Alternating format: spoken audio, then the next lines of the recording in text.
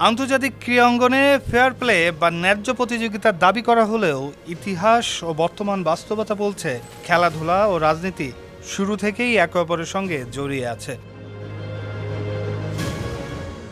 যুক্তরাষ্ট্রে আয়োজিত ফিফা বিশ্বকাপ কি বিশ্ববাসীর জনস্বার্থ রক্ষা করতে পারল নাকি দেশের মানুষকে প্রতিদিন সুরক্ষিত রাখার প্রত্যয় নিয়ে সেফটি কেবলস সহ এলো সেফ সিলিং ফ্যান? এটি কেবল রাজনৈতিক স্বার্থসিদ্ধি ও মুনাফা অর্জনের মঞ্চে পরিণত হলো সে বিষয়টি কূটনীতি বিশ্লেষক জিওফ্রে অ্যালেন পিগম্যানের সাম্প্রতিক বিশ্লেষণে উঠে এসেছে। এবারের বিশ্বকাপে অনেক খেলোয়াড়, কর্মকর্তা ও সমর্থক যুক্তরাষ্ট্রের ঢোকারই অনুমতি পাননি। এমনকি জাতীয় দলের বিপক্ষে গেছে মনে করে এক রেফারির সিদ্ধান্ত বদলাতে ফিফার সভাপতির সঙ্গে কথা পর্যন্ত বলেন মার্কিন প্রেসিডেন্ট। পরবর্তীতে সেই সিদ্ধান্ত পরিবর্তনও করা হয়, যা ক্রীড়াঙ্গনে নজিরবিহীন রাজনৈতিক প্রভাবের বহিঃপ্রকাশ। রাষ্ট্রবিজ্ঞানী মিখাও কোভিয়েরেৎস্কির মতে রাষ্ট্রগুলো নিজেদের বিশ্ব ভাবমূর্তি গড়তে ক্রীড়া কূটনীতিকে মূল অস্ত্র বানিয়েছে। ইতিহাসে ন্যাক্কারজনক উদাহরণ হিসেবে 1936 সালের বার্লিন অলিম্পিকের কথা বলা যায়, যেখানে অ্যাডলফ হিটলার তৃতীয় রাইখের গৌরব প্রচারে ক্রীড়াকে কাজে লাগিয়েছিলেন। এছাড়াও 1969 সালের এল সালভাদর হন্ডুরাস ফুটবল যুদ্ধ এরকম আরেকটি উদাহরণ।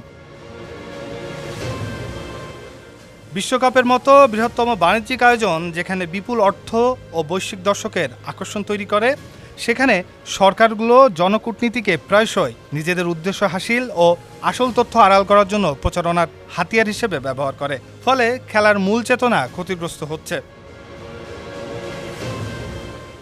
এদিকে ফিফার দাবি তারা রাজনৈতিক নিরপেক্ষতা বজায় রাখে এবং সেই লক্ষ্যেই কাজ করে।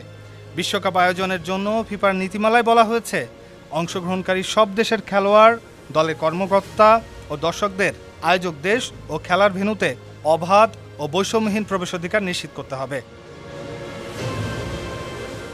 তবে এবারে বিশ্বকাপে এর ব্যতিক্রমী লক্ষ্য করা যায়। সোমালিয়ার নাগরিক ও বিশ্বকাপের রেফারি ওমর আত্তানকে যুক্তরাষ্ট্রের ভিসা দেওয়া হয়নি।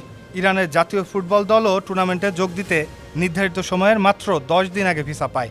এমনকি দলের সহায়ক কর্মীদেরও অনেকেই ভিসা পাননি। ইরানের দলের অনুশীলনের জন্য যুক্তরাষ্ট্রের অ্যারিজোনা নির্ধারিত থাকলেও শেষ পর্যন্ত তাদের মেক্সিকোর টিওনায় যেতে বলা হয়। অথচ গ্রুপ পর্বের 3টি ম্যাচ ছিল যুক্তরাষ্ট্রের মাঠে।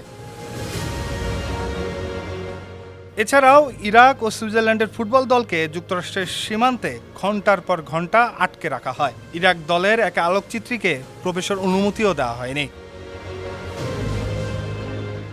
দিন শেষে এবারের বিশ্বকাপ নিয়মনীতি, নৈতিকতা ও ফেয়ার প্লের চেয়েও অর্থনৈতিক স্বার্থকেই যেন বেশি গুরুত্ব দিয়েছে। তা কিছুটা স্পষ্ট হয় ফিফার অনুমেয় বাজেট থেকেই। তাদের 2023 থেকে 2026 বাজেটে সংস্থাটির আয় হয়েছে প্রায় $1,300 কোটি। আগের পূর্বাভাসে তা ছিল $1,100 কোটি, যা আগের বাজেটের তুলনায় প্রায় 72% বেশি।